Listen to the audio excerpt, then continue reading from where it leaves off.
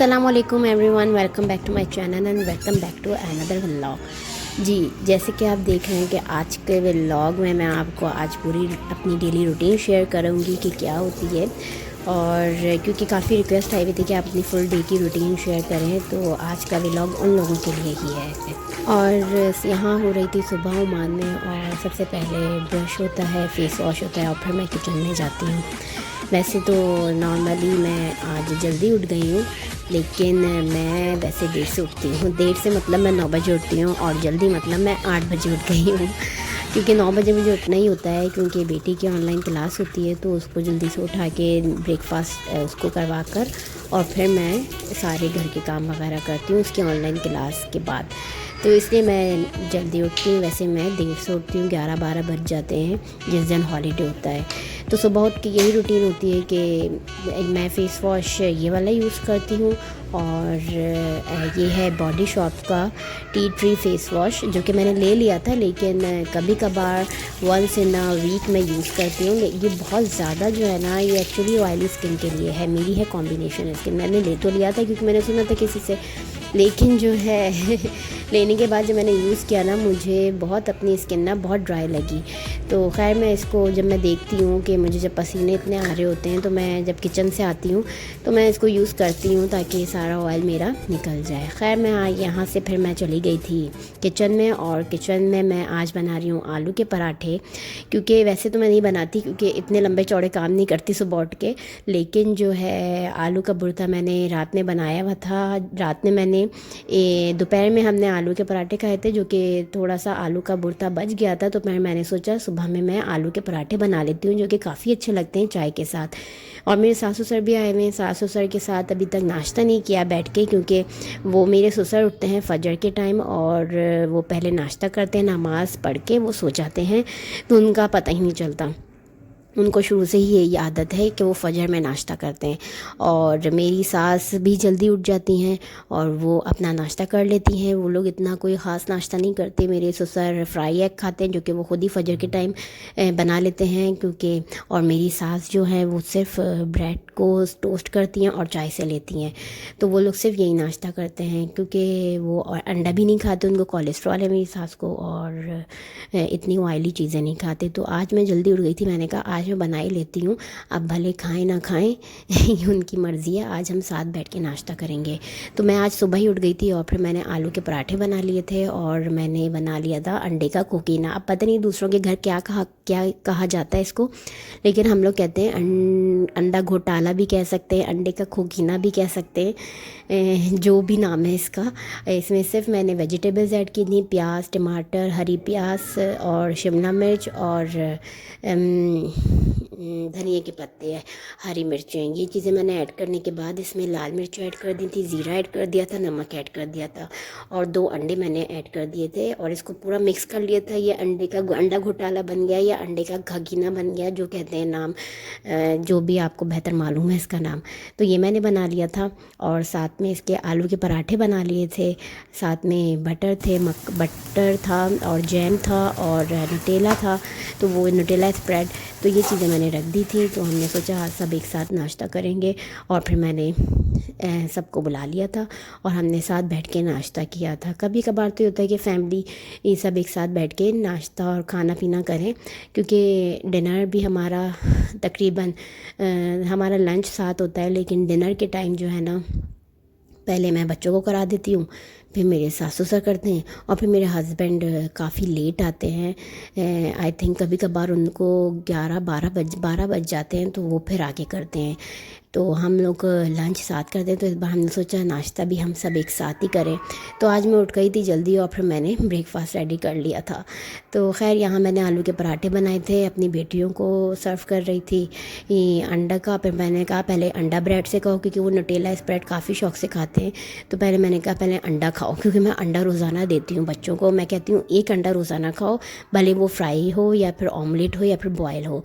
Boil वो लोग खाते नहीं है, क्योंकि वो बॉयल में जो है ना, उनकी जो एग योक होती है ना, वो हलक में फंसती है। तो मैं बॉयल अंडा इसलिए नहीं बनाती, और तो इसलिए फिर मैं इनको ऑमलेट बना देती हूँ ज़्यादा, या फिर इनको फ्राई कर देती हूँ।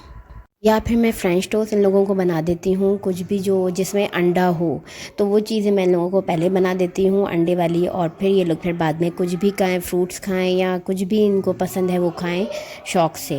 लेकिन मैं एग ज़रूर देती हूँ, और वैसे भी डाइट में ज़रूर एग होना चाहिए, भले वो 1 हो 2 हो या 3 हो जितने भी हों, लेकिन एग ज़रूर अपनी डाइट में रखें। और मैं भी खाती हूँ एग, लेकिन मैं एग वाइट खाती हूँ, मुझसे एग योक यहाँ ओमान में नहीं खाई जाती, मुझे पता नहीं क्यों नहीं खाई जाती। यहाँ अगर किसी कोई ओमान में रहता है और उन्होंने अंडे खाए हुए हैं तो वो मुझे ज़रूर बताएं कि मुझे पता नहीं क्यों स्मेल आती है हल्की सी।